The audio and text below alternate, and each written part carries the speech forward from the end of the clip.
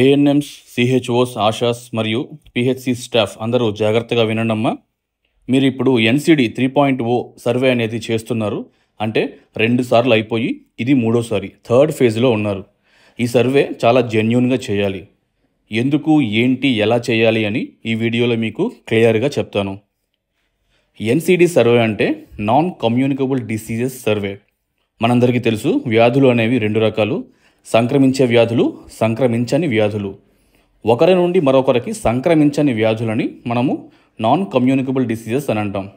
అధిక BP, sugar వ్యాధి, గుండె సంబంధిత వ్యాధులు, ఊపిరితిత్తులకు సంబంధించిన వ్యాధులు, కిడ్నీ వ్యాధులు, క్యాన్సర్, నరాల బలహీనత, అలాగే మానసిక రుగ్మతలు, కీళ్ళ వ్యాధులు, లివర్ సంబంధిత వ్యాధులు, వీటన్నిటిని కూడా మనము ఎన్సిడీస్, సంక్రమించని వ్యాధులు అంటాం. కాబట్టి ఈ సర్వే ద్వారా ఇటువంటి వ్యాధులకు సంబంధించినటువంటి డీటెయిల్డ్ హెల్త్ ఇన్ఫర్మేషన్ని అడిగి తెలుసుకొని ఈ సర్వేలో పొందుపరచాల్సి ఉంటుంది. చివరిలో వీరికి ఆభా ఐడి కూడా జనరేట్ చేయాల్సి వస్తుంది. ఆభా ఐడీస్ గురించి మీ అందరికీ బాగా తెలుసు. ఆయుష్మాన్ భారత్ డిజిటల్ మిషన్లో భాగంగా ప్రతి ఒక్కరికి ఆభా ఐడి ఉండాలి. ఎన్సిడి 3.0 సర్వే ద్వారా మీరు పొందుపరిచిన హెల్త్ డేటా మొత్తం ఈ ఐడితో లింక్ అవుతుంది. అప్పుడు ప్రజలు భారతదేశంలో ఏ హాస్పిటల్కి వెళ్ళినా ఈ ఐడి చెప్తే చాలు, వారి హెల్త్కి సంబంధించినటువంటి పూర్తి డేటా ఆ హాస్పిటల్లో వారికి కనబడుతుంది. అందుకే దీనిని ప్రజల యొక్క హెల్త్ రికార్డ్ అని చెప్తాము. కాబట్టి ప్రతి ఒక్కరికి కూడా ఈ అకౌంట్ అనేది ఉండాలి. ఆభా ఐడి అంటే Ayushman Bharat health account ID. ఈ ఐడిలో 14 అంకెలు ఉంటాయి. చదువుకున్న వారైతే ఈ ఐడిని ఆభా యాప్ ద్వారా అయినా లేక కనిపించే లింక్ నుండి అయినా వాళ్ళే జనరేట్ చేసుకోవచ్చు. గ్రామాల్లో ఉండే వారికి తెలియదు కాబట్టి వారిలో డిజిటల్ రికార్డ్స్ని ఎంకరేజ్ చేసే క్రమంలో భాగంగా ఈ ఐడీస్ని క్రియేట్ చేసే బాధ్యత ఏఎన్ఎంస్, విలేజ్ సిహెచ్ఓస్ మరియు పిహెచ్సి స్టాఫ్ మీద ఉంది. కాబట్టి సర్వే చేస్తున్నప్పుడు చాలా జాగ్రత్తగా కరెక్ట్ ఇన్ఫర్మేషన్ని మాత్రమే ఎంటర్ చేయాలి. నవంబర్ 14, 2024 మొదలైన ఈ సర్వే మార్చి 2025 నాటికి పూర్తవుతుంది. ఎన్సిడి 4th ఫేజ్ ప్రారంభం కావడానికి మరో 1-2 ఏళ్ళు పట్టొచ్చు. కాబట్టి ఈ సర్వే ఒక నిరంతర ప్రక్రియ అనేది గుర్తుంచుకోండి. కానీ ఆభా ఐడి మాత్రం ఒక్కసారి మాత్రమే చేయటం జరుగుతుంది. ఇప్పుడు సర్వే ఎలా చేయాలి అనేది చూద్దాం.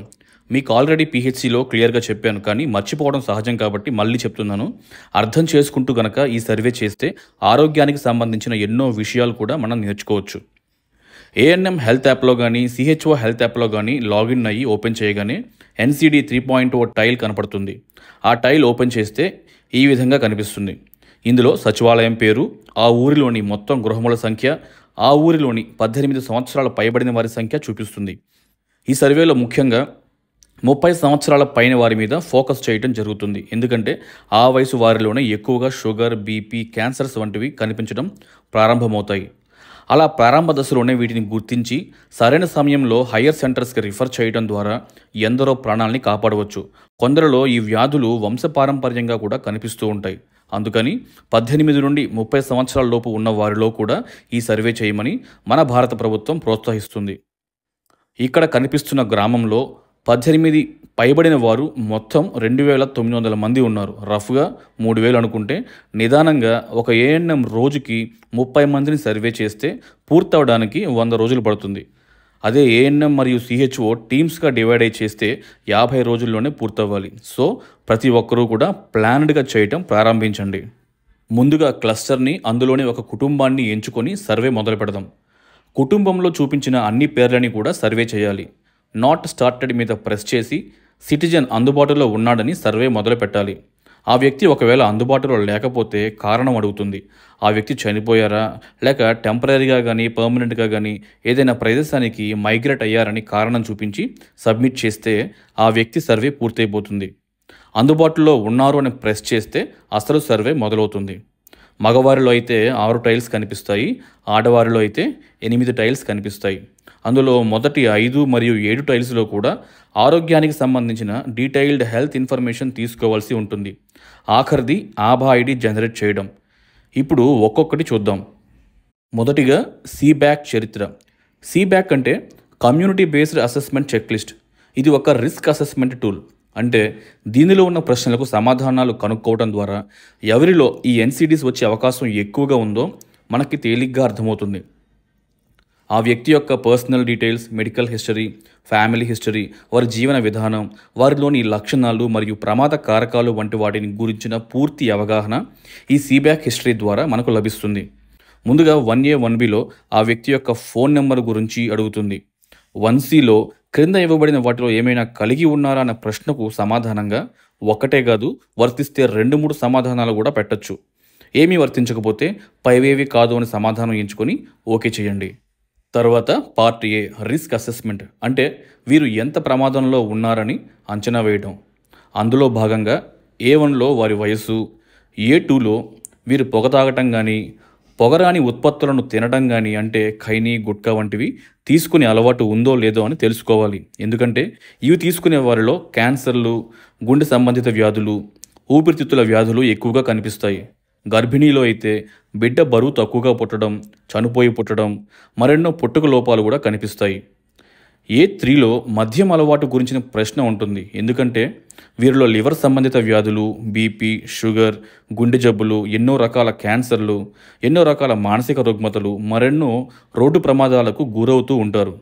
గర్భిణీలో అయితే వారి బిడ్డల్లో ఎన్నో రకాల పుట్టుక లోపాలు కూడా కనిపిస్తాయి. A4లో నడుము చుట్టుకొలతను గురించిన ప్రశ్న ఉంటుంది.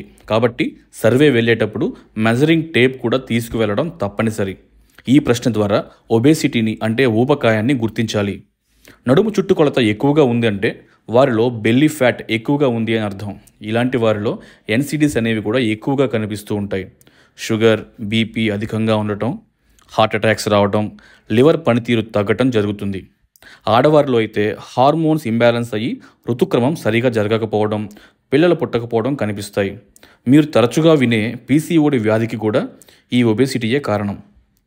A5లో మీరు వారంలో కనీసం 150 నిమిషాలు, అంటే 2.5 గంట ఏదో ఒక శారీరక శ్రమ చేస్తున్నారా లేదా అనే ప్రశ్న ఉంటుంది.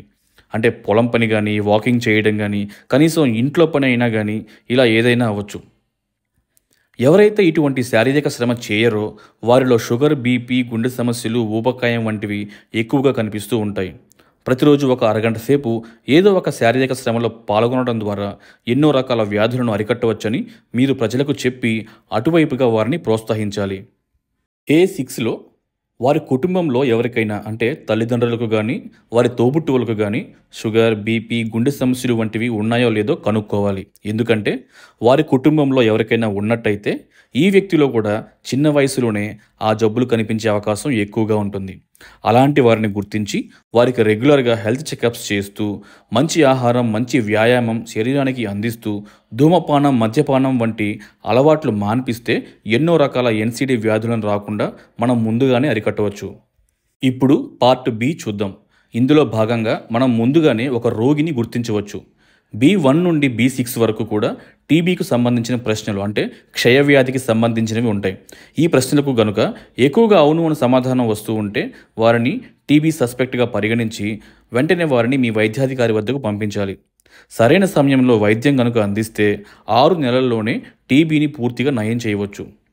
B7 నుండి B9 వరకు గల ప్రశ్నల్లో ప్రస్తుతం కానీ, గతంలో కానీ వీరు ఏమైనా టీబీకి మందులు వాడటం, లేదా వీరి ఇంట్లో ఎవరైనా టీబీకి మందులు వాడటం జరిగిందా అని తెలుసుకోవాలి. వీరు ఒకవేళ టీబీకి మందులు ఏమైనా వాడుతుంటే వారు మందులు సక్రమంగా తీసుకుంటున్నారో లేదో గమనించి తగు విధంగా ప్రోత్సహించాలి. గతంలో కనుక టీబీకి మందులు వాడి ఉంటే వీరిలో దీర్ఘకాలిక ఊపిరితిత్తుల సమస్యలు తలెత్తే అవకాశం ఎక్కువ. కాబట్టి వీరిని తరచుగా పర్యవేక్షిస్తూ ఉండాలి. B10, B11లో అరచేతిలో, అరికాలలో పుండ్లు, తిమ్మిర్లు గురించిన ప్రశ్నలు ఉంటాయి. రక్తంలో షుగర్ లెవెల్స్ అధికంగా ఉన్నప్పుడు అరచేతులు, అరికాలలో నరాలు దెబ్బతింటుంటాయి. తద్వారా తిమ్మిర్లు వస్తుంటాయి. ఆ ప్రదేశాలకు రక్త సరఫరా కూడా తక్కువగా ఉంటుంది. అలాగే షుగర్ అధికంగా ఉన్న వారిలో చేతులకి లేదా పాదాలకి అనుకోని దెబ్బలు తగిలినప్పుడు రక్త సరఫరా తక్కువగా ఉండటం వల్ల పుండ్లు త్వరగా మానక ఇన్ఫెక్షన్కి గురయ్యే అవకాశం ఉంటుంది. అలా ఈ 2 ప్రశ్నల ద్వారా షుగర్ వ్యాధిని అంచనా వేసి తెలుసుకోవచ్చు. B12 నుండి B15 వరకు గల ప్రశ్నల్లో కంటికి సంబంధించిన ప్రశ్నలు ఉంటాయి. ఈ ప్రశ్నల్లో గనక ఎక్కువగా అవును అని సమాధానం వస్తూ ఉంటే ఇంకా బయటపడని కొన్ని కారణాల వల్ల వీరి కళ్ళు దెబ్బతింటున్నాయని అర్థం చేసుకోవచ్చు. ఉదాహరణకి బీపీ, షుగర్ అధికంగా ఉండటం వల్ల రెటీనాలోని రక్తనాళాలు దెబ్బతిని చూపు మసకబారుతుంది. వయసు పైబడే కొద్దీ కూడా దృష్టి మందగిస్తుంది. అలాగే గ్లకోమా, కంటి ఇన్ఫెక్షన్లు, కంటి ఎలర్జీస్లో కూడా కళ్ళు ఎర్రబడడం, నొప్పి రావడం జరుగుతుంది. B16లో వినికిడి గురించిన ప్రశ్న ఉంటుంది. ఎన్నో కారణాల వల్ల వినికిడి లోపం తలెత్తవచ్చు. వాటిలో ఎన్సిడీస్ కూడా ఒక కారణం కావచ్చు. అంటే షుగర్, బీపీ అధికంగా ఉన్నవారిలో వినికిడి శక్తి తగ్గవచ్చు. అలాగే చెవి ఇన్ఫెక్షన్స్ అయినా, గతంలో టీబీకి మందులు వాడటం వల్ల అయినా, ప్రతి చిన్నదానికి యాంటీబయాటిక్స్ వాడటం వల్ల అయినా కూడా కావచ్చు. ఈ వినికిడి లోపం కనుక ఎక్కువగా ఉంటే వెంటనే వీరిని మీ వైద్యాధికారి వద్దకు రిఫర్ చేయాలి. B17లో మూర్ఛకు సంబంధించిన ప్రశ్న ఉంటుంది. ఇక్కడ అవును అనే సమాధానం ఉండి ఎటువంటి మందులు గనక వాడకుండా ఉంటే వెంటనే వీరిని మీ వైద్యాధికారి వద్దకు రిఫర్ చేయండి. ఈ మూర్ఛకి పలు రకాల కారణాలు ఉంటాయి కాబట్టి అలాంటి వారి పట్ల అశ్రద్ధ వహించకండి. B18 నుండి B23 వరకు గల ప్రశ్నల ద్వారా నోటికి సంబంధించిన క్యాన్సర్స్ లేదా ప్రీ క్యాన్సరస్ కండిషన్స్ అంటే క్యాన్సర్ రావడానికి ముందు వచ్చే నోటి సమస్యల గురించి తెలుసుకోవచ్చు. ఈ ప్రశ్నల్లో ఎక్కువగా అవును అని సమాధానం వస్తూ ఉంటే వెంటనే మీ వైద్యాధికారి వద్దకు రిఫర్ చేయండి. B24 నుండి B31 వరకు గల ప్రశ్నలు లెప్రసీ అంటే కుష్టు వ్యాధికి సంబంధించినవి. ఈ ప్రశ్నల్లో ఎక్కువగా అవును అని సమాధానం వస్తూ ఉంటే లెప్రసీ సస్పెక్ట్గా గుర్తించి వెంటనే మీ వైద్యాధికారి వద్దకు రిఫర్ చేయండి. వ్యాధి తీవ్రతను బట్టి సరైన సమయంలో వైద్యం మొదలు పెడితే 6 నుండి 12 నెలల్లోనే ఈ వ్యాధిని పూర్తిగా నయం చేయవచ్చు. గుర్తుంచుకోండి, టీబీ మరియు లెప్రసీకి మందులు ఉచితంగా ఇవ్వబడతాయి. ప్రతి పిహెచ్సిలో కూడా ఇవి అందుబాటులో ఉంటాయి. ఇప్పుడు పార్ట్ సిలోని ప్రశ్నలు చూద్దాం. ఇందులో దీర్ఘకాలిక ఊపిరితిత్తుల వ్యాధులకు కారణమయ్యే ప్రమాద కారకాల గురించి అడగటం జరుగుతుంది. C1లో వంట ఇంధనం గురించి. వంట ఇంధనంగా కట్టెలు, పంట అవశేషాలు, పిడకలు, బొగ్గు వంటివి వాడటం వల్ల ఎన్నో రకాల విషవాయువులు విడుదలై ఊపిరితిత్తులని ఎంతగానో దెబ్బతీస్తాయి. వీటితో పోలిస్తే ఎల్పీ గ్యాస్ చాలా బెటర్ కాబట్టి దానికి అనుగుణంగా వారిని ప్రోత్సహించాలి. C2లో వారి వృత్తిలో విషవాయువులకు ఏమైనా గురవుతున్నారా అని ఉంటుంది. గురవుతున్నట్టు అనిపిస్తే వారికి విషవాయువుల వల్ల కలిగే ప్రమాదాల గురించి వివరించి, వృత్తి సమయంలో సమయానికి అనుగుణంగా విశ్రాంతి తీసుకుంటూ, మాస్కులు ధరిస్తూ ఉండమని చెప్తూ, తరచుగా డాక్టర్ని సంప్రదించి పరీక్షలు చేయించుకునే విధంగా వీరిని ప్రోత్సహించాలి. పార్ట్ డిలో రోగి మానసిక ఆరోగ్యానికి సంబంధించిన 2 ప్రశ్నలు ఉంటాయి. ఈ ప్రశ్నల్లో ఎక్కువ రోజులు వీరు మానసిక ఇబ్బందికి గురవుతున్నారు అనిపిస్తే వెంటనే వారి ఫోన్ నుండి టెలిమానస్ టోల్ ఫ్రీ నెంబర్ 14416కు కాల్ చేయండి. National tele mental health programme కింద మానసిక వ్యాధితో బాధపడుతున్న వారికి అవసరమయ్యే హెల్త్ సపోర్ట్ అందించి వారిని తిరిగి మామూలు వ్యక్తులుగా మార్చడానికి గవర్నమెంట్ ఆఫ్ ఇండియా రూపొందించిన కార్యక్రమమే ఈ Tele MANAS toll free number. Part ఈలో వ్యక్తిగత చరిత్రకు సంబంధించిన 10 ప్రశ్నలు ఉంటాయి. ప్రజలకి వారి యొక్క ఆరోగ్యం పట్ల అవగాహన ఉండి సంబంధిత వ్యాధులు ఉన్నాయా లేవా అన్న ప్రశ్నలు మాత్రమే అడగటం జరుగుతుంది. ఏమైనా వ్యాధులు ఉన్నట్లయితే వాటికి మందులు గవర్నమెంట్ హాస్పిటల్లోనా లేక ప్రైవేట్ హాస్పిటల్లో వాడుతున్నారా అని కూడా అడగవలసి ఉంటుంది. ఇక్కడ గుర్తుంచుకోవాల్సింది ఏంటంటే E1, E2 ప్రశ్నల్లో లేదు అన్న సమాధానం వస్తే, అంటే బీపీ, షుగర్ లేదు అన్న సమాధానం వస్తే పార్ట్ ఈ క్రింద పార్ట్ జేలో బీపీ ఉన్నదో లేదో తెలుసుకోవడం కొరకు బీపీ లక్షణాల గురించి, అలాగే పార్ట్ ఐలో షుగర్ ఉన్నదో లేదో తెలుసుకోవడం కొరకు షుగర్ వ్యాధి లక్షణాల గురించి ప్రశ్నలు ఉంటాయి. కాబట్టి జాగ్రత్తగా అడిగి తెలుసుకొని కరెక్ట్గా ఎంటర్ చేయండి.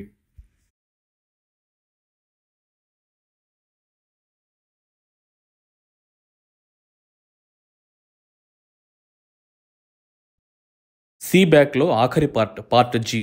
ఇందులో ఎత్తు, బరువు చూసి వేయాలి. ఎత్తుని మీటర్స్లో మాత్రమే వేయాలి. ఉదాహరణకి ఎత్తు 150 సెంటీమీటర్స్ అయితే 1.5 మీటర్స్గా వేయాలి. ఎత్తు 170 సెంటీమీటర్స్ అయితే 1.7గా వేయాలి. బిఎంఐ అనేది ఆటోమేటిక్గా క్యాలిక్యులేట్ అయిపోతుంది. ఈ బిఎంఐ 30 కంటే పైన ఉంటే వీరిని ఊబకాయాలుగా గుర్తించి వెంటనే సరైన ఆహారం, వ్యాయామం తెలుసుకున్నట కొరకు మీ వైద్యాధికారి వద్దకు పంపించండి. ఆడవారిలో 4వ ప్రశ్న కూడా ఉంటుంది. వారి యొక్క హిమోగ్లోబిన్ వాల్యూ. ఇది చెక్ చేసి వేయాలి. కాబట్టి సర్వే వెళ్తున్నప్పుడు అందరి దగ్గర హిమోగ్లోబినోమీటర్స్ తప్పనిసరిగా ఉండాలి. Part F. ఇది ఆడవారి సర్వేలో మాత్రమే కనిపిస్తుంది. మెన్స్ట్రువల్ హిస్టరీ గురించి అంటే ఋతుక్రమ చరిత్ర గురించిన ప్రశ్నలు. ఈ ప్రశ్నలు చాలా ఈజీగానే ఉంటాయి కాబట్టి జాగ్రత్తగా అడిగి తెలుసుకొని పూర్తి చేయండి. ఇంతటితో మొదటి టైల్ సీబ్యాక్ హిస్టరీ అనేది పూర్తయింది. సమర్పించి మరియు కొనసాగించండి ప్రెస్ చేస్తే మీ సర్వే అనేది ఇంతవరకు సేవ్ అయ్యి నెక్స్ట్ టైల్ ఓపెన్ అవుతుంది.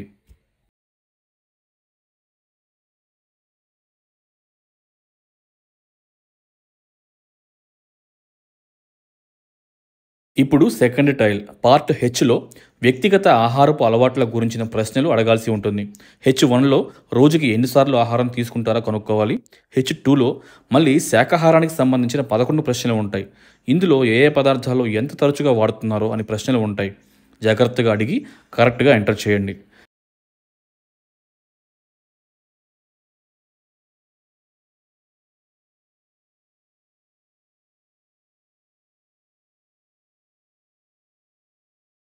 H3లో మాంసాహారానికి సంబంధించిన 3 ప్రశ్నలు ఉంటాయి. ఇందులో కూడా ఏ ఏ పదార్థాలు ఎంత తరచుగా వాడుతున్నారో ప్రశ్నలు ఉంటాయి. గుర్తుంచుకోండి, నెలలో 2-3 సార్లు మాత్రమే మాంసాహారం తినడం ఉత్తమమైనది. H4లో బేకరీ వస్తువుల గురించి, అంటే స్వీట్స్, కేక్స్, చాక్లెట్స్ వంటివి ఎంత తరచుగా తింటున్నారనే ప్రశ్న ఉంటుంది. సాధ్యమైనంత వరకు ఇలాంటి బేకరీ ఐటమ్స్కు దూరంగా ఉండాలి. H5లో పాలు మరియు పాల ఉత్పత్తుల వినియోగం గురించి, H6లో పానీయాల గురించి, అంటే టీ, కాఫీ, కూల్ డ్రింక్స్ వినియోగం గురించి తెలుసుకొని ఎంత తరచుగా వాడుతున్నారో ఎంటర్ చేయవలసి ఉంటుంది. H7లో ఇంట్లో ఎటువంటి నూనెలు వాడతారని, H8లో వారి ఇంట్లో ఎంతమంది తరచుగా భోజనం చేస్తుంటారని అడగాల్సి ఉంటుంది.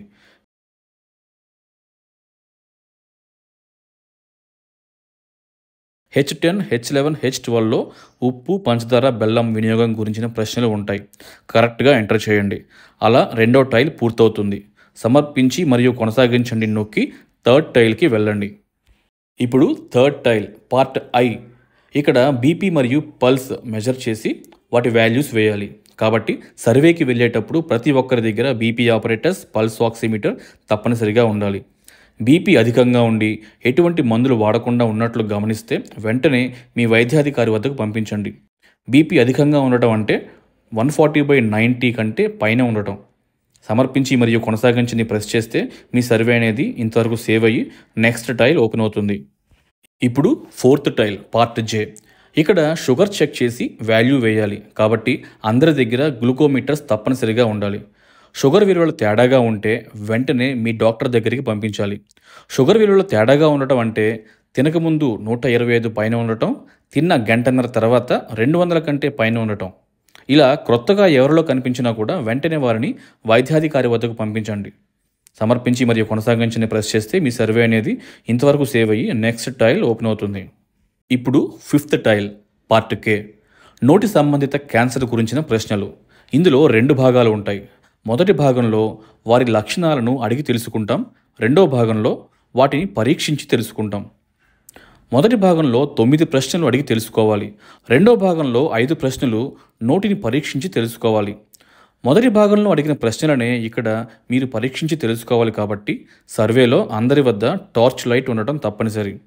ఈ 2 భాగాల్లో అవును అనే సమాధానం ఎక్కువగా వస్తూ ఉంటే వారిని వెంటనే మీ వైద్యాధికారి వద్దకు పంపించండి. సమర్పించి మరియు కొనసాగించండి ప్రెస్ చేస్తే మీ సర్వే అనేది ఇంతవరకు సేవ్ అయ్యి నెక్స్ట్ టైల్ ఓపెన్ అవుతుంది. 6th and 7th టైల్స్ అనేవి కేవలం ఆడవాళ్ళలో మాత్రమే ఉంటాయి. ఇప్పుడు 6th టైల్ పార్ట్ ఎల్. రొమ్ము క్యాన్సర్కు సంబంధించిన ప్రశ్నలు. ఇందులో కూడా 2 భాగాలు ఉంటాయి. మొదటి భాగంలో 11 ప్రశ్నలు రొమ్ము క్యాన్సర్ యొక్క లక్షణాల గురించి అడిగి తెలుసుకోవడం. రెండో భాగంలో 8 ప్రశ్నలని పరీక్షించి తెలుసుకోవడం. ఈ ప్రశ్నల్లో ఉంది అనే సమాధానం ఎక్కువగా వస్తూ ఉంటే వెంటనే మీ వైద్యాధికారి వద్దకు పంపించాలి. సమర్పించి మరియు కొనసాగించండి ప్రెస్ చేస్తే మీ సర్వే అనేది ఇంతవరకు సేవ్ అయ్యి నెక్స్ట్ టైల్ ఓపెన్ అవుతుంది. ఇప్పుడు 7th టైల్ పార్ట్ ఎం. గర్భాశయ క్యాన్సర్కు సంబంధించిన ప్రశ్నలు. గర్భాశయ క్యాన్సర్ ఉన్నవారిలో ఊహించని సమయాల్లోనూ సందర్భాల్లోనూ రక్తస్రావం జరుగుతూ ఉంటుంది. కాబట్టి ఈ భాగంలో రక్తస్రావానికి సంబంధించిన 6 ప్రశ్నలు ఉంటాయి. ఉంది అనే సమాధానం వస్తూ ఉంటే వెంటనే మీ వైద్యాధికారి వద్దకు పంపించాలి. సమర్పించి మరియు కొనసాగించని ప్రెస్ చేస్తే మీ సర్వే అనేది ఇంతవరకు సేవ్ అయ్యి నెక్స్ట్ టైల్ ఓపెన్ అవుతుంది. ఇక ఆఖరి టైల్ ఆభా నెంబర్ సృష్టి. ఇంతవరకు ఆభా ఐడి క్రియేట్ చెయ్యని వారికి మాత్రమే ఈ ఆప్షన్ ద్వారా ఆభా ఐడి జనరేట్ చేయడం జరుగుతుంది. ఈ టైల్ ప్రెస్ చేసి కనిపిస్తున్న 2 చిన్న బాక్సెస్ని చెక్ చేసి సెట్టింగ్స్లోకి వెళ్ళి ఓటీజీ ఆప్షన్ని ఎనేబుల్ చేసుకొని మీ వద్ద ఉన్న బయోమెట్రిక్ డివైస్ను స్కానర్ టెస్ట్ చేసి సక్సెస్ వచ్చాక తిరిగి ఎన్సీడీ యాప్లోకి వచ్చి యూజ్ బయోమెట్రిక్స్ క్లిక్ చేసి స్టార్టెక్ డివైస్ను సెలెక్ట్ చేసుకుని ఓకే చేసి ఆ సిటిజన్ యొక్క ఫింగర్ని బయోమెట్రిక్ డివైస్ మీద ప్లేస్ చేయాలి. సక్సెస్ అయితే వారి ఫోన్ నెంబర్ అడుగుతుంది.